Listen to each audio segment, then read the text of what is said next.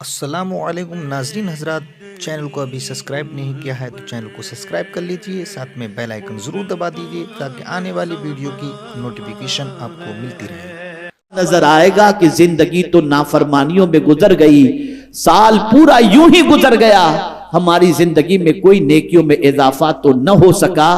اور یہ بات یاد رکھیں، وہ لوگ جن کی زندگی کے اندر وقت کی اہمیت اور عمر کی اہمیت نہیں ہے اور وہ اپنی عمر کو یوں ہی گنوا دیتے ہیں، قرآن اس کے بارے میں کہتا ہے اولم نعمرکم ما یتذکر فیہ، کیا ہم نے تمہیں عمر اور زندگی نہیں دی تھی جس میں تم نصیحت حاصل کرتے؟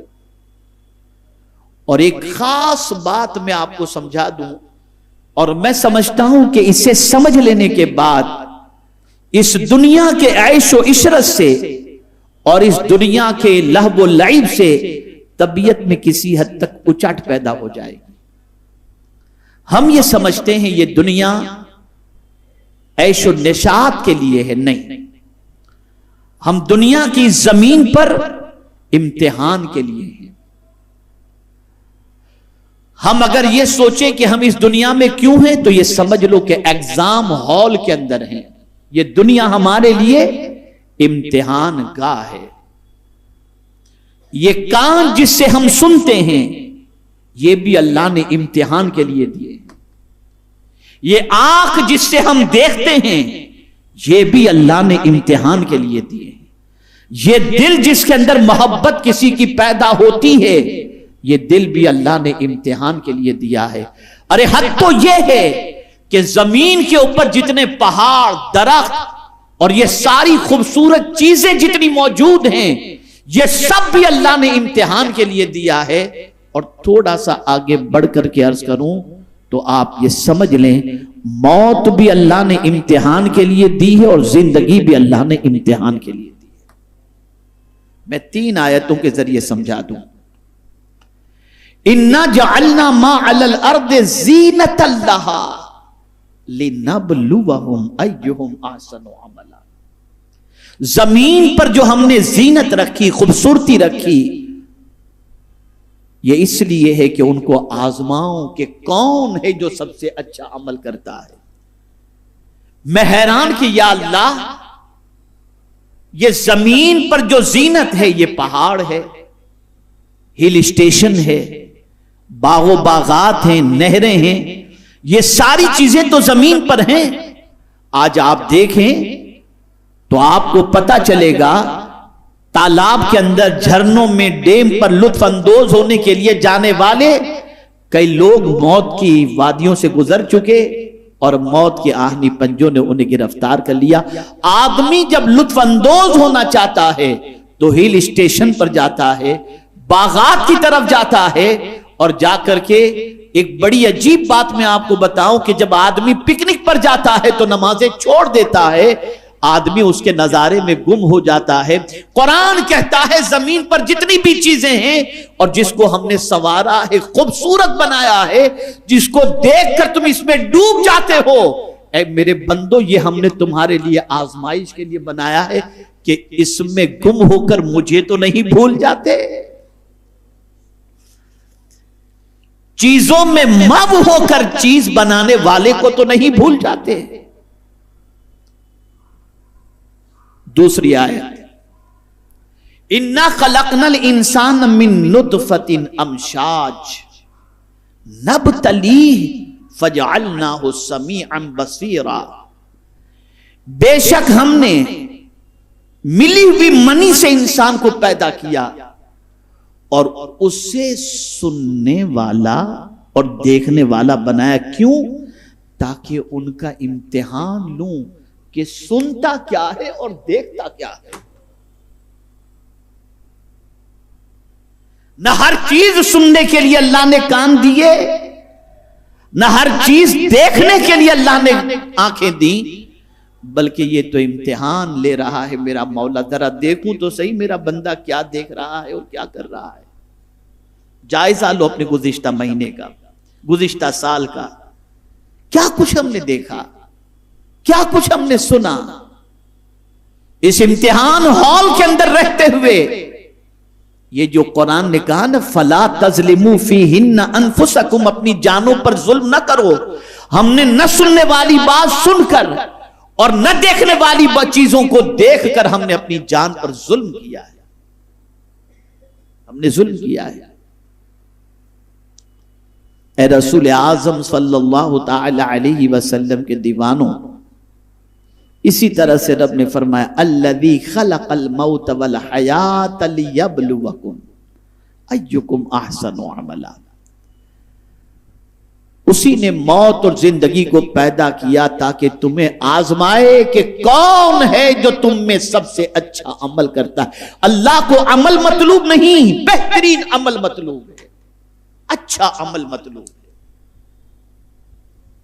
مختصراً آپ یہ سمجھ چکے کہ ہم یہاں امتحان گاہ کے اندر ہیں اور ہمیں اپنی جانوں پر ظلم کرنے سے، خاص طور پر حرمت والے مہینوں میں اللہ نے منع فرمایا کہ اپنی جانوں پر ظلم نہ کرو، یہ حرمت والے مہینے ہیں، ان مہینوں کا احترام کرو۔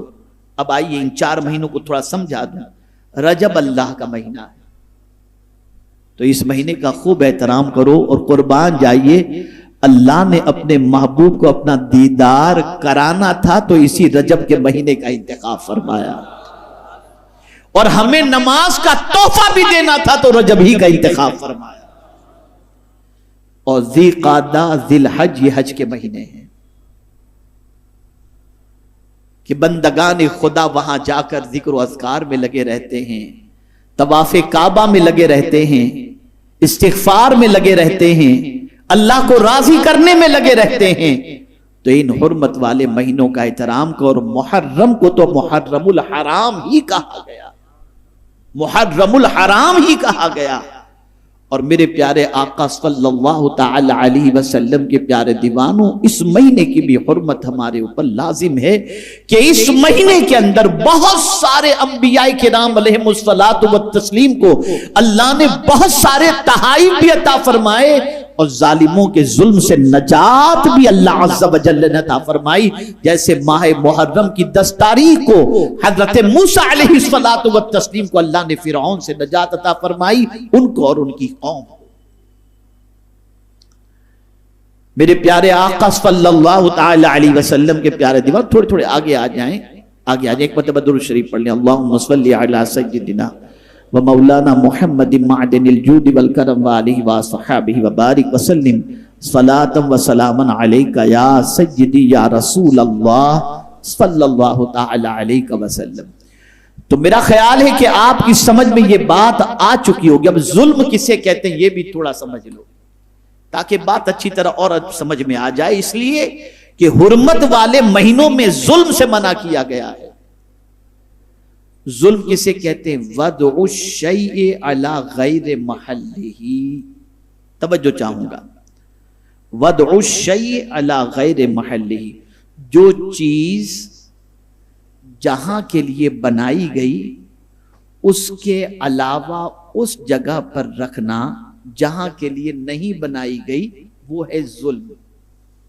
توجہ چاہوں گا، وضع الشیء علی غیر محلہ، جو چیز جس جگہ کے لیے بنائی گئی اس کے علاوہ میں اس جگہ کو، اس چیز کو رکھنا، اس کا نام ہے ظلم۔ اب آئیے میں سمجھاؤں۔ یہ امامہ شریف جو ہے اس کے اندر ٹوپی ہے،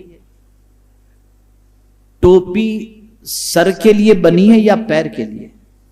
جواب دیں، آپ جواب دیں تو میں سمجھاؤں۔ آپ کبھی بھی ٹوپی پیر میں آئے گی تو آپ کے اندر ایک عجیب کیفیت پیدا ہوگی، یار یہ پیر میں رکھنے کی چیزیں، فوراً اٹھائیں گے۔ تو یہ پتا چلا کہ آپ جانتے ہیں کہ ٹوپی سر کے لیے ہے، پیر کے لیے نہیں، اور جب پیر کی طرف وہ چیز جاتی ہے یا پیر میں آتی ہے تو آپ کی طبیعت میں بے چینی پیدا ہوتی ہے، گویا کہ آپ نے ایک چیز کو جس جگہ کے لیے بنائی گئی اس کے علاوہ کی جگہ پر رکھنے سے اللہ نے آپ کے قلب کے اندر ہی یہ کیفیت ڈال دی کہ آپ بے چین ہو جاتے ہیں۔ کوئی آپ کو کہتا نہیں ہے کہ آپ بے چین ہو جاؤ، خود ہی آپ بے چین ہو جاتے ہو۔ سوال یہ پیدا ہوتا ہے یہ بے چینی آئی کہاں سے؟ تو قرآن کہتا ہے فَأَلْهَمَهَا فُجُورَهَا وَتَقْوَاهَا. جب جب زندگی میں انسان گناہ کرے گا اس کے دل میں اللہ بے چینی پیدا کرے گا. اور آج اگر پوری دنیا میں بے چینی کی وجہ آدمی کوئی دوسری بات بتا رہا ہو تو میں اپنے آبزرویشن کے اعتبار سے یہ بتا سکتا ہوں کہ سب سے بڑی وجہ آج پوری دنیا میں بے چینی کی یہ ہے کہ انسان اللہ کی نافرمانی کر رہا ہے. جن چیزوں کے لیے جو چیز جو اللہ نے عطا فرمایا اس کی بجائے غلط استعمال کرنے کی بنیاد پر انسان بے چینی کا شکار ہے. کبھی بھی آپ دیکھیے گا, کبھی بھی آپ زندگی میں دیکھیے گا کہ مسجد میں آپ عبادت کریں گے تو بے چینی نہیں ہوگی. آپ کے اندر ایمان کی حرارت موجود ہے تو تلاوت کریں گے تو بے چینی نہیں ہوگی. لیکن کبھی گناہ سرزد ہو جائے گا تو طبیعت کے اندر بے چینی اور بے قراری پیدا خود بخود ہو جائے گی. اب یہ سمجھ لینے کے بعد کہ ظلم کیا ہے, ہم دیکھیں اللہ نے آنکھ کس چیز کے لیے دی, ہم نے اس کا استعمال غلط کیا. کان جس چیز کے لیے اللہ نے دیے ہم نے وہ سننا چھوڑ دیا. زبان جس چیز کے لیے, جس ذکر کے لیے اللہ نے دی ہم نے وہ ذکر کرنا چھوڑ دیا. دل جس کی محبت کے لیے اللہ نے دیا اس کی محبت میں دھڑکنا بند ہو گیا. اے رسول اعظم صلی اللہ تعالی علیہ وسلم کے دیوانوں, ہم جب الٹا کام کر رہے ہیں, الٹا کام کر رہے ہیں تو ہمارے اندر بے چینی پیدا ہو گئی, اور جب ہم سیدھا کام کرنے لگیں گے تو اللہ ہمیں سکون کی دولت عطا فرما دے گا. اب چلیے کرنا کیا ہے, ہو گیا ظلم. گزشتہ پورا سال ہم نے اللہ کی نافرمانی میں گزار دیا. تو یاد رکھیں, ایک ہے ظلم کرنا اپنے وجود پر, اور پھر ہے ظلم پر مزید ظلم کرنا, یہ اور ظلم ہو گیا. اور نیکی کے حوالے سے بھی ہے, الوضوء علی الوضوء نور علی نور, وضو پر وضو کرنا یہ نور علی نور ہے. مثال کے طور پر آپ عادی ہیں عصر کی نماز سے عشاء کے وضو تک جو ہے وہ ذکر و اذکار میں رہنے کے, تو اب اگر آپ نے عصر کا وضو کیا, عصر کی نماز ادا کی, اور پھر مغرب کے وقت وضو ہونے کے باوجود آپ نے دوبارہ وضو کیا, تو حضور فرماتے ہیں الوضوء علی الوضوء نور علی نور, یہ نور پر نور, یعنی اور تمہاری زندگی میں روشنی بڑھا دے گی, یہ چیز تمہاری خوبصورتی بڑھا دے گی وضو پر وضو کرنا.